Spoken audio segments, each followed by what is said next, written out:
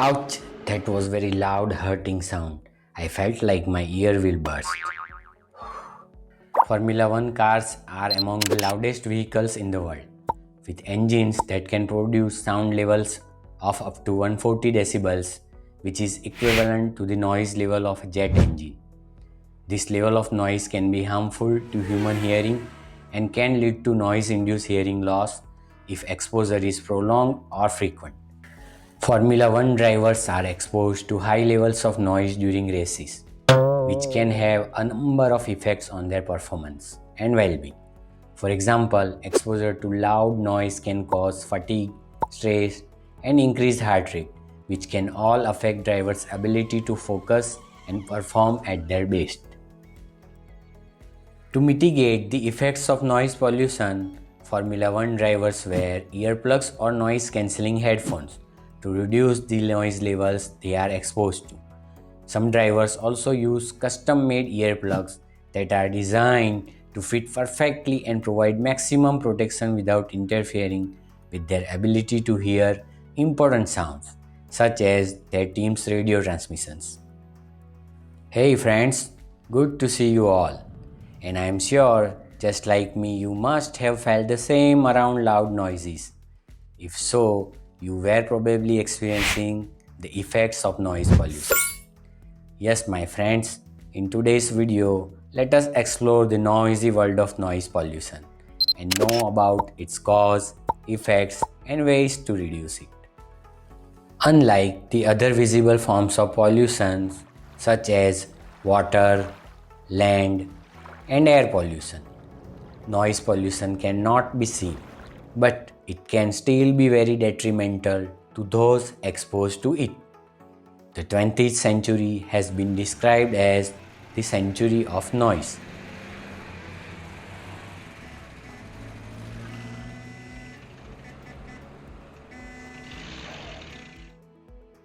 But the important question is, what exactly is noise pollution?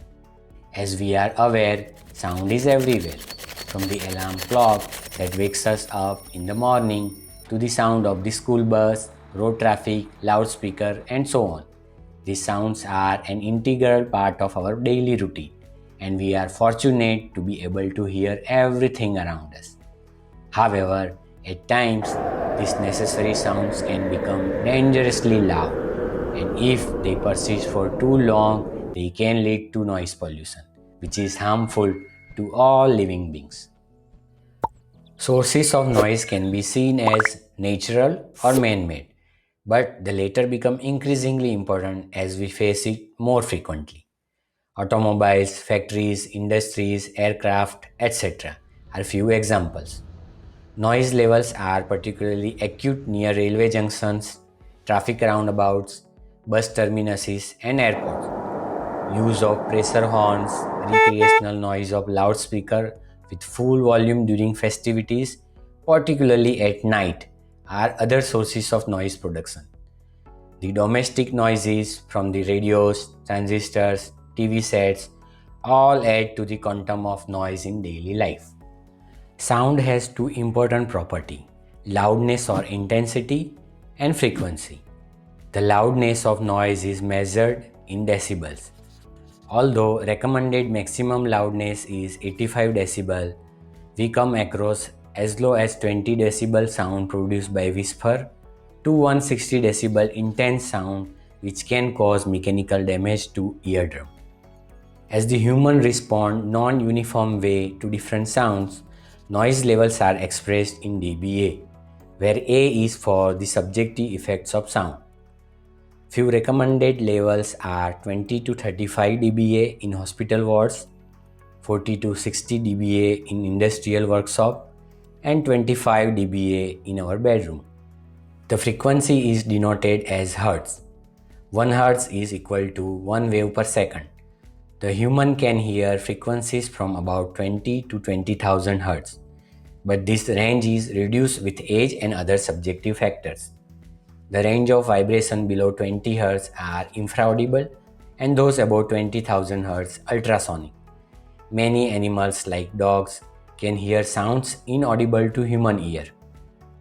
The phone is psychoacoustic index of loudness. It takes into consideration intensity and frequency. The basic instruments used in studies on noise are: first, sound level meter, which measures the intensity of sound in dB or dBA. Second, the octave band frequency analyzer, which measures the noise in octave bands. The resulting plot shows the sound spectrum and indicates the characteristics of the noise, whether it is mainly high pitch, low pitch, or of variable pitch. And third, the audiometer, which measures the hearing ability. The zero line at the top in the audiogram represents normal hearing. Noise-induced hearing loss shows a characteristic dip in the curve at the 4000 Hz frequency. Let us now talk about the effects of exposure to a loud noise. There are two types of effects caused by noise exposure: auditory and non-auditory. The auditory effects can be further categorized into two types. Firstly, auditory fatigue, which is most prominent at around 90 decibels and reaches its peak at 4000 Hz. This may result in side effects such as buzzing or whistling in the ears. Secondly, deafness or hearing loss is the most serious pathological effect. Initially, the victim may not be aware of it.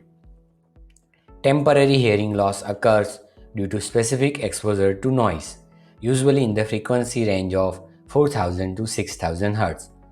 The disability disappears after a period of up to 24 hours following the noise exposure.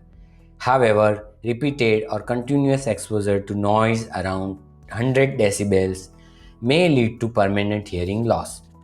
In such cases, damage to the inner ear can vary from minor changes in the hair cells endings to complete destruction of organ of corti.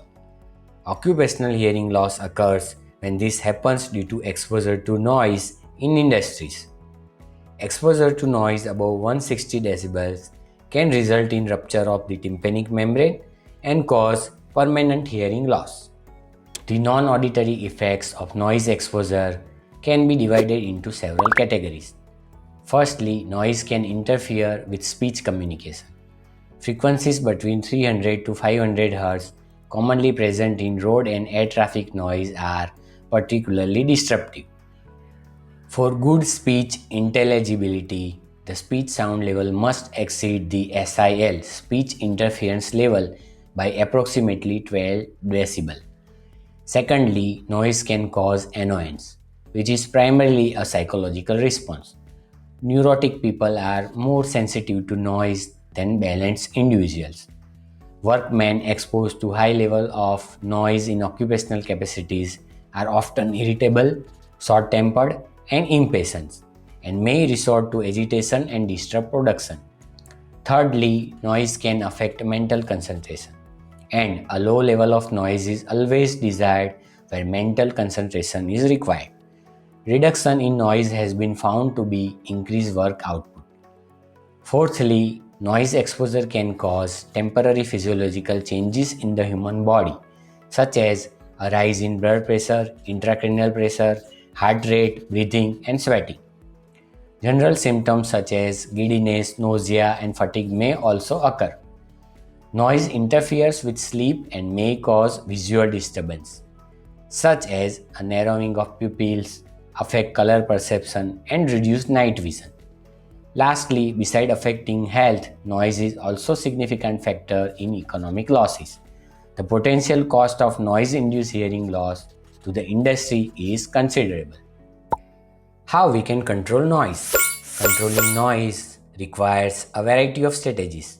Cities should be planned carefully with zoning to separate residential areas from noisy industries and transport, and green belts to provide a buffer.